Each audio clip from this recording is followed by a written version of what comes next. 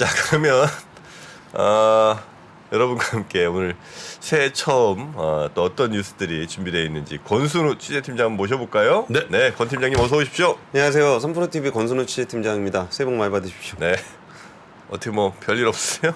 아니, 그쪽이 별일 있어 보이는데요. 쌩쌩하구만. 야, 거는 쌩쌩해 내가 보니까. 아유. 아니 좀 이렇게 2023년 좀 이렇게 밝게 시작을 해보려고 그랬는데 저 진짜 올라가지 말고 대기해야 되는 것 같은데. 오늘은 무슨 일이 생길지 모릅니다. 네, 지금부터 한 24분간 뉴스 3 쭉 끌고 갈 테니까 두 분 좀 쉬시죠. 네. 자, 그럼 우리 권 팀장님께 좀 의탁하고 네. 오늘 첫 번째 뉴스부터 한번 가볼까요? 그러니까 첫 번째 뉴스 하기에 앞서서 네네. 그 바이든 대통령이 2023년 메시지가 무엇이냐라고 얘기했더니 낙관주의라는 얘기를 했대요. 바이든 대통령이 네, 그 신년사를 하진 않았는데 나는 내일 생에서 미국에 대해 이렇게 낙관적인 적은 없었다 뭐 이런 얘기인데 근데 사실 뭐 미국 얘기긴 하지만 우리의 올해 메시지는 뭘로 할까라는 것들에 대해서 그 낙관주의라는 건 참 좋은 표현인 것 같아요.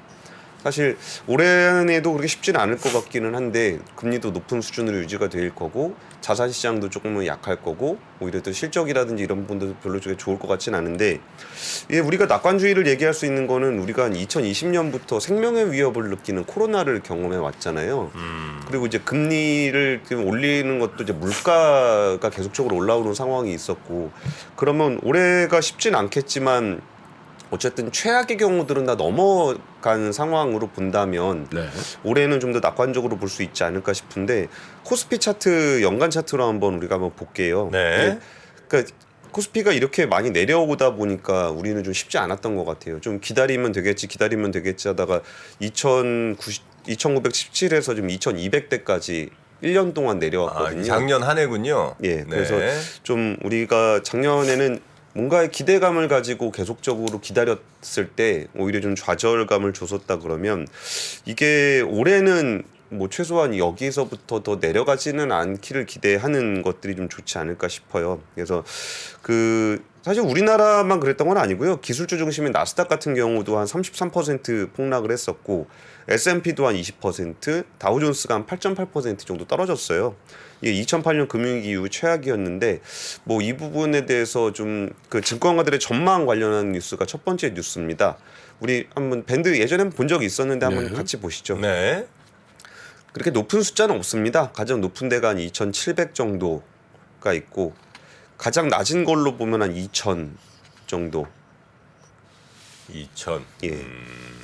2000에서 2700 뭐 전체적으로 보면 이제 가장 높은 데와 가장 낮은 데 비교해 보면 그 정도 나온다 이거죠. 예, 그리고 네. 정프로님 되게 싫어하시잖아요, 밴드. 이런 식으로 맞출 거면 누가 못 맞추냐. 뭐. 아니 근데 그러다가 마음을 좀 바꿔 먹었습니다. 아, 그래요? 예, 바꿔 먹었어요. 예, 그래서 뭐 1500에서 뭐 4000을 하든 뭐 예, 편하게 좀 마음 먹기로 했습니다. 그분들도 고충이 많더라고요. 네. 알겠습니다. 어쨌든 올해 경제의 가장 큰 관건은 고금리 여파가 실물 경제에 어느 정도까지 영향을 미친지가 올해 시장의 가장 중요한 부분이 될 것 같아요. 그리고 새로운 주도 산업이 뭐가 될 것인지에 대해서도 좀 관심들을 많이 받을 것 같은데 지난해에는 아무래도 기술주들이 많이 약했고 에너지라든지 실물 경제 관련한 주식들이 좀 굉장히 좋았던 것 같아요. 그래도 올해도 그게 이어질지, 그러니까 주도 산업이 뭐가 될지가 좀 관건이 될 것 같고 또 실적은 좀 악화가 될 것 같은데 대부분 증권사들이 상저하고를 이야기하고 있습니다. 상저하고 예, 근데 이것도 작년 말 기준으로 생각해 보면 이게 하루 아침에 개선이 될 것 같진 않으니까 상저를 얘기하는 것 같고 네. 또 하반기가 되면은 이제 기저 효과가 좀 있다 보니까 반등할 것을 기대하고 있는 것 같습니다. 그리고 이제 가장 기대하는 거는 연준의 긴축이 좀 어느 정도 마무리가 되면서 경기 저점, 긴축 저점을 통과하면서 기대감이 살아날 수 있다. 기업 실적은 올해 2분기가 저점을 형성하게 될 것이다라는 전망이 대부분인 것 같습니다. 네. 금리 같은 경우는 연준의 최종 금리가 한 5에서 5.25% 정도 얘기하고 있잖아요. 그럼 지금부터 한 0.75%포인트 정도 더 올라야 되거든요. 그리고 이제 한미 금리 차가 1.25%포인트이기 때문에 한국은행도 기준금리를 좀 더 올려야 될 것으로 보여요. 지난해 10월쯤 최악이었던 자금 시장은 한 번에 개선되지는 않을 것 같은데 이게 유동성 쇼크에 대한 우려는 다소 좀 누그러져 있는 상황입니다. 네. 그러면은 이제 높은 금리로 이제 이자를 계속 지급해야 될 때 실적 악화와 구조조정 진행에 대한 이야기들이 좀 나오고 있고요. 가장 중요한 지표는 아무래도 중국이 되지 않겠느냐라는 얘기들을 하고 있는 것이 지금 증권사들이 올해 2023년 그 코스피를 바라보는 관점입니다. 네, 알겠습니다. 올해 과연 우리 증시가 어떻게 갈지에 대한 뭐 전반적인 브리핑 한번 좀 해주셨고요. 예. 물론 이대로 갈지 이 예상대로 갈지 아니면 또 다른 방향을 선택할지는 뭐 시장이 알겠죠. 예. 자, 그럼 예. 방향성보다는 이벤트가 발생할 것인가가 더 중요할 것 같긴 해요. 현재로서 보이는 이벤트가 특별히 많지는 않은데 네. 혹시 김 프로님 좀 오랜 시장 경험상으로 봤을 때 지금은 사실 그 이벤트가 있는 분위기 정도는 아니잖아요. 이럴 때 우리가 생각할 수 있는 부분들은 좀 어떤 것들 좀 보세요. 그래서 뭐 정확히 지금 시장이 바닥인지에 대해서 누가 알 수가 있겠어요. 근데 이제 그 조금 호라이즌을 좀 길게 볼 필요성이 있다. 그러니까 우리가 욕심 중에 가장 많이 버려야 될 게 뭐냐면 딱 고점에 팔고 딱 저점에 사야 된다. 예. 이거 사실 가능하지 않은 일이거든. 그래서 이제 대체로 보면 좀 싸져 있을 때 쭉 사야 되는데 지금이 딱 그 시점인지 모르겠어요. 근데 전제 조건 하나는 뭐냐면 막 누가 딱 인사이트를 주는 거야. 예를 들면 정프로야 뭐 올해 5월 30일 정도가 딱 저점이 사거라 이런 일은 없어요. 그럼 뭐냐면 자기가 스스로 이게 바닥권이라고 생각하는 자기 주체적인 난리지가 생기도록 무슨 노력을 하고 있어야 되는 거다. 그게 이제 공부라는 거잖아요. 그래서 사실 이제 공부합시다라고 하는 게 굉장히 허망하게 들릴 때가 있어요. 장 빠지는데 공부해서 더 터졌다 이렇게 얘기할 수가 있거든. 근데 그거는 타임 호라이즌을 1년 6개월 정도만 보시니까 그렇지. 그래서 이제 저는 뭐 작년 말에도 그런 말씀 드렸잖아요. 제가 상담소를 2년여간의 여정을 접은 이유가 지금은 오히려 힐링할 때보다 지금은 오히려 더 전략적으로 공부하고 또 투자의 전선에 나서야 될 때라고 생각하기 때문에 그걸 접고 그렇습니다. 더 실질적인 걸 하겠다는 뜻인데 모르겠어요. 이제 그게 틀릴 수도 있고 맞을 수도 있는데 저는 어쨌든 2023년은 2021, 2022년에 비해서 또 적극적인 투자를 좀 하려고 마음가짐을 굳게 먹어서 그런지 몸이 이렇게 망가져 버립니다. 그 저점에 사서 고점에 파는 건 거의 불가능한데 고점에 사서 저점에 파는 건 가능합니다. 제가 또 해봤고요. 그래서 저는 그 분위기를 이제는 몸으로 체득을 했죠. 언제가 고점인지 언제가 저점인지 이제는 저는 알 것 같습니다. 그래서 이제 2023년 투자에는 저의 감을 한번 믿고 따라와 보시기 바랍니다. 네. 지금 리딩 하시는 건가요?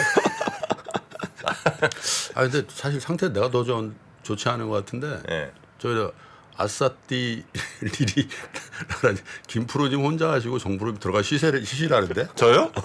내가 들어가면 어떻게 해? 이분 지금 우리 김프로님이 급변 상황이 지금 온다고요. 아이고. 자, 뭐 저는 그냥 감기 정도 걸린 것 같습니다. 네. 두 번째 뉴스. 네, 근데 첫날부터 좀 안 좋은 지표인데요. 수출 지표가 결산이 됐어요. 근데 안 좋은 얘기를 드리려는 것보다 이게 안 좋다는 게 어떤 정도인가에 대한 얘기를 좀 드리려고 해요. 그러니까 작년에 우리가 무역 수지 적자에 대한 얘기들을 계속적으로 했었는데 472억 달러로 사상 최대 무역 적자를 기록했습니다. 14년 만에 적자를 기록했는데요. 이게 표를 같이 보시면은 우리가 뭐 안 좋다 얘기 되게 많았지만 수출 지표는 연간으로 플러스입니다. 우리의 수출은 꺾이지 않았어요. 사상 최대치를 계속적으로 경신을 했었는데 오히려 수입액이 많이 늘어난 부분 때문에 무역 수지 적자가 좀 나타난 거거든요. 그 수입이 늘어났다는 건 일단 환율의 영향이 좀 있었을 거고 에너지 가격이 올라간 것의 효과가 분명히 있었습니다. 그래서 이런 부분들을 생각해 보면은 만약에 에너지 가격과 환율이 좀 안정된다 그러면은 우리가 지금 뭐 중국이 안 좋다, 뭐 반도체가 안 좋다 이런 얘기 굉장히 많이 했지만 수출 지표 우리가 뭔가 밖에다 물건을 파는 힘이 그렇게까지 우리가 마이너스가 될 정도는 아니었다라는 거예요. 그리고 이거를 우리가 품목별로 보면은 반도체 안 좋다 얘기 정말 많이 했잖아요. 얼마나 안 좋았느냐? 플러스입니다. 반도체도. 플러스 1%예요. 반도체 뭐에 비해서 플러스라는 거예요? 전년 대비예요. 그래요? 예, 그러니까 우리가 반도체 안 좋다는 얘기 1년 내내 했었잖아요. 그런데도 반도체는 이제 플러스를 기록하고 있었던 거고 그리고 이제 마이너스 품목들이 좀 있습니다. 석유화학이라든지 디스플레이, 선박, 바이오, 무선 통신 컴퓨터 이런 부분들은 마이너스를 기록하긴 했는데 어쨌든 지금 반도체, 석유 제품, 자동차, 2차 전지 등의 품목들은 역대 최대 수출 실적을 경신을 했습니다. 국내 산업들의 경쟁력이 좀 있다라는 거고요. 그리고 우리가 중국 경기가 많이 안 좋다 그래가지고 우려를 되게 많이 했잖아요. 중국에 대한 수출 의존도가 너무 높다. 우리나라 무역이 너무 편중돼 있다. 이런 얘기 많이 했는데 보시면 그러면서 우리가 또 공급망 다변화, 판매차 다변화 같은 얘기들 많이 했었잖아요. 네. 근데 그런 것들이 우리가 말로만 한 게 아니고 9대 지역의 수출 실적을 보면은 아세안 같은 경우가 14%가 늘어났어요. 어허. 그러니까 우리가 중국에서 4.4% 줄어든 건 맞는데 우리가 다변화해야 된다는 얘기 많이 했을 때 아세안이나 인도 관련한 얘기들 많이 했었잖아요. 네. 보면 아세안이 거의 15% 가까이 늘었고 인도도 21%가 늘었습니다. 그러니까 우리가 뭔가 위기를 경험을 했을 때 뭔가 다변화해야 된다 그러면은 이거를 구호로만 그렇게 한 것이 아니고 실제 비즈니스 현장에서는 이 수출처 다변화를 위해서 굉장히 많은 노력을 했었고 실질적인 이런 개선 효과들이 나타나고 있었다는 거예요. 그리고 뭐 미국이 굉장히 좀 중심이 되고 있다라는 얘기를 많이 했을 때 미국향 수출 실적도 14.5%가 늘어났습니다. 그러니까 이런 부분들을 보면은 우리 기업들이 마냥 어려움에 처했다고 해서 그냥 어려움을 그대로 그냥 겪고 있는 것이 아니라 수출처 다변화라든지 품목 다변화들을 계속적으로 일어나고 있었다는 거예요. 네. 여기에 더해서 좀 이렇게 주로 좀 그다음 차세대라고 불리는 상품들이 좀 있잖아요. 뭐 예를 들면은 뭐 시스템 반도체라든지 2차 전지라든지 이런 품목들도 다 두 자릿수 상승을 좀 기록을 하고 있었거든요. 그러니까 우리가 지금 이렇게 쭉 내려가는 와중에 있었기 때문에 올라가고 있는 품목들에 대해서 눈여겨보지 못했던 측면들이 있어요. 근데 평균으로 보게 되면은 전반적으로 꺾여 있는 모습을 보이고 있었겠지만 크게 내려온 게 있었다 그러면은 올라간 것들이 좀 있었거든요. 그러면은 김프로님이 올해 내내 지난해 말부터 계속적으로 강조하고 있었던 부분들이 어느 정도가 내려오고 있는 평균적으로 내려오고 있는 추세가 어느 정도 잠잠해지게 되면은 여기서 우리가 이제 뭔가 위기를 돌파하기 위해서 노력했던 그 씨앗을 뿌려놨던 것들이 이제 싹을 맺는 모습들을 올해는 좀 볼 수 있지 않을까 싶은 거예요. 네. 그래서 점재적인 수출 지표는 무역 적자를 기록하면서 안 좋았겠지만 우리가 이 위기 극복을 위해서는 뭘 해야 된다라고 얘기했던 것들이 작년에 분명히 성과가 있었던 그렇죠. 거고 여기서 빠진 것들이 좀 덜 내려가는 모습만 보여지더라도 수면 아래 있었던 것들을 우리가 좀 눈으로 확인할 수 있게 되지 않을까라는 기대를 해볼 수 있었던 것이 네. 작년도 수출 지표가 아니었나 싶어요. 네. 그래서 주말에 네. 이제 연말이 곧 주말이었는데 그 서울대 국제대학원의 김현철 교수께서 지난번에 한번 그 나오셨다 200 몇십만 조에 나왔는데 이번에 네. 또 나오셨는데 예. 그래서 그 얘기를 하시더라고요. 이 M벨트라고. M벨트 아세요? M벨트요? M벨트 뭐냐면은 그 예를 들면 BTS나 불핑이 예를 들면 콘서트를 하잖아요. 네. 그래 SNS의 그 접속률 그게 어느 나라가 강한가에 따라서 이제 한류가 세다 이렇게 되잖아요. 그 이제 지도상으로 그려보니까 M자가 나오더라 이거예요. 그러니까 미국하고 남미권이 있고 의외의 지역이 뭐냐면 아세안은 당연하고 탄 지역들 있잖아요. 스탄 예. 지역하고 중동 거기다가 북아프리카 요번에 이제 모로코라든 알제리, 이집트 이걸 쭉 연결해 보니까 M이 나오더라는 거예요. 근데 이제 이분이 얘기한 것 중에 한번 꼭 들어보십시오. 근데 그 현대자동차 첸나이 공장에 방문했던 그 경험을 얘기해 주신데 그 김 법인장하고 얘기하면서 이제 오래된 얘기긴 해요. 네. 근데 현대자동차 주재원들은 그 인도 공장 직원들 사이에 살고 있대요. 물론 조금 더 좋은 집에 살겠지. 그리고 그들과 식판을 들고 아침을 먹고. 네. 근데 그 당시에 일본 차들도 들어왔는데 예. 그들은 호텔에 잔대요. 일본에서 봉쇄온 생수를 드시고 그리고 잠자리가 불편하고 다다미를 까시고 그러면 안 돼. 밥은 그들끼리. 현지 근데 그게 이제 단면이긴 한데 네. 그래서 지금의 한류라는 이런 것들이 그냥 어느 날 갑자기 생긴 게 아니라 우리 기업들이 그 지역에 들어가서 사실 그래서 우리 생각해 보면은 네. 우리는 그게 어울려서 사는 거에 대해서 좀 더 개방적이잖아요. 군대도 갔다 오고 그래서 그런지 야 우리 그 현지인하고 어울려야지 이런 의식들이 좀 있잖아요. 그래서 그런 것들이 우리가 보이지 않는 굉장한 한국의 경쟁력이라는데 우리는 그걸 잘 모르고 있다. 그쵸. 그런 말씀하시더라고요. 예. 그 현대차가 이번에 사우디에 또 중동의 네. 첫 공장을 좀 만드는데 그러니까 이런 것들이 지금 당장은 뭐 이렇게 대단한 성과가 나긴 좀 어려워요. 근데 우리 눈에 보이는 거는 뭐 중국에서 반토막 났다, 뭐 4분의 1 토막 났다, 뭐 이런 얘기들을 많이 보고 있으면은 그런 부분이 있는가 하면 또 여기다 씨앗을 뿌려서 인도네시아에 공장 만드는 거, 사우디에 공장 만드는 게 있거든요. 그러면 이게 또한 2, 3년 지나면 어느 순간에 포트폴리오가 변화되어 있는 모습들을 보여주기 때문에 네. 우리가 이런 변화에 대해서 좀 면밀하게 보실 필요가 있을 것 같습니다. 그리고 이게 좀 이분은 좀 부정적으로 보는 것 같아요. 게오르기에바 IMF 총재의 전망인데 에헤. 미국, EU, 중국의 경기 둔화로 올해 경제 성장 더 힘들 것이라고 좀 얘기를 했어요. 그리고 지난 10월 우크라이나 전쟁이 지속되고 인플레이션 압박이 심해지고 고금리가 유지가 되면서 2023년 경제 성장률은 2.7%로 하향 조정한 것이 IMF의 전망이었어요. 근데 게오르기에바 총재가 그 이후에 제로 코로나 정책을 폐기함으로써 세계 경제 성장을 더 끌어내릴 가능성이 있다라고 내다봤다는 거예요. 이거 좀 어떻게 보세요? 제로 코로나를 두고서 양쪽의 시각이 엇갈리는데 한 번은 치러야 될 문제니까 오히려 이거를 빨리 치르면서 내년 하반기 경제 성장을 좀 더 좋게 볼 수 있다라는 사람이 있는가 하면 게오르기에바 같은 경우에 게오르기에바 총재 같은 경우는 여기에 코로나 감염이 급증하다 보니까 경제 성장이 좀 더뎌질 것이다. 이 상반된 시각에서는 우리 또 제일 정확하신 정프로님 어떻게 보십니까?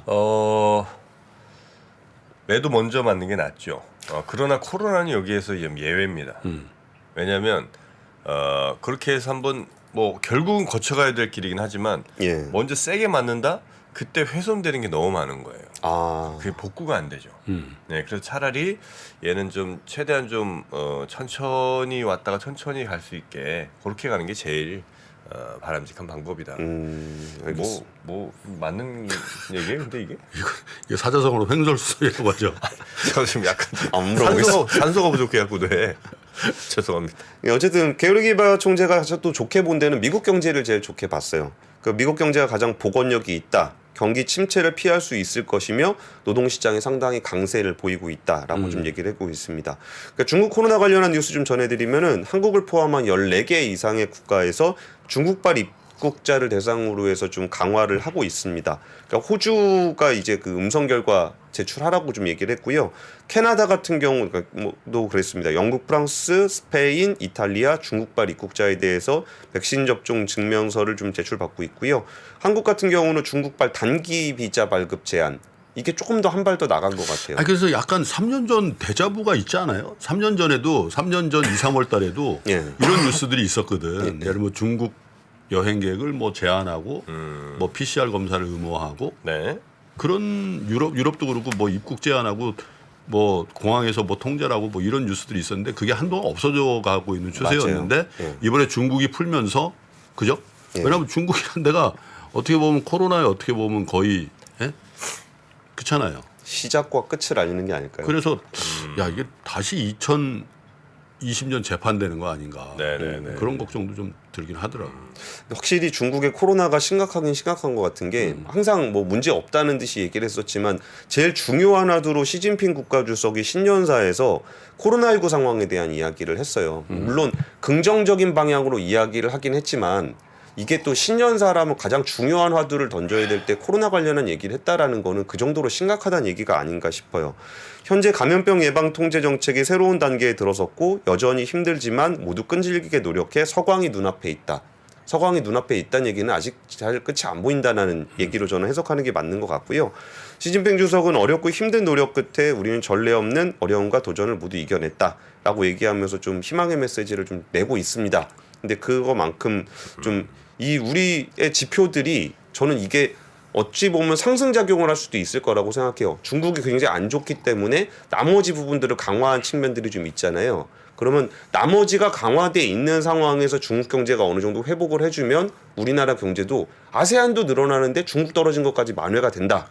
그러면 우리나라 경제에는 더 좋지 않을까라는 기대를 좀 해보고 있습니다. 네. 신년사 몇 가지 준비했는데 좀 시간 관계상 넘어가도록 하겠습니다. 알겠습니다. 예. 자, 그러면 세 번째 뉴스까지 가볼까요? 예, 지금이 세 번째 뉴스였습니다. 세 번째 뉴스였습니다.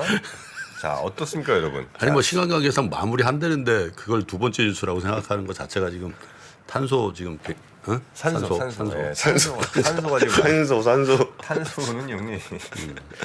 자, 그러면 뉴스 3 이렇게 정리하고요. 안녕하세요. 저 김프로 김동환입니다. 올해도 많은 분들이 우리 청년들의 자립을 지원하기 위해서 3프로 다이어리를 구매해 주셨습니다.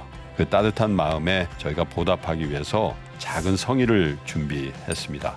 다이어리를 구매해 주신 분들 중에 추첨을 통해서 김프로가 정말 소중하게 생각하는 그룹 NCT의 사인이 다 들어가 있는 앨범도 드리고요. 그리고 2프로와의 식사권, 정프로의 선글라스, 그리고 김효진 위원의 추천도서 3권 등 다양한 선물을 추첨을 통해서 드릴 예정입니다. 여러 권 구매해 주시는 분들을 위해서 2024년도 다이어리에 여러분들의 이름을 조그맣게나마 새겨서 그 감사함을 기억하겠습니다.